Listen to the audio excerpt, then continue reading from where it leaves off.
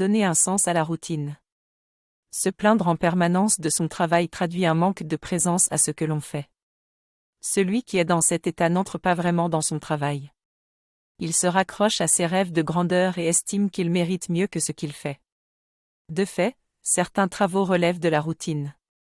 En ce qui me concerne directement, je dois, par exemple, m'occuper du règlement des factures RS, et cette activité est loin d'être créative.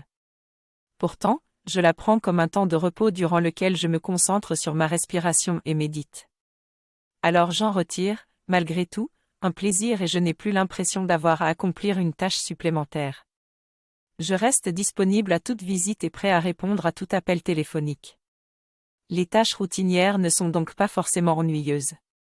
Cela dépend de moi que mon travail soit créatif ou non, que je transforme les tâches routinières et faciles en temps de repos ou que je les subisse. Toutefois, il est important de vérifier, de temps en temps, si toutes ces tâches routinières sont vraiment nécessaires et si elles ne peuvent pas être effectuées d'une autre manière.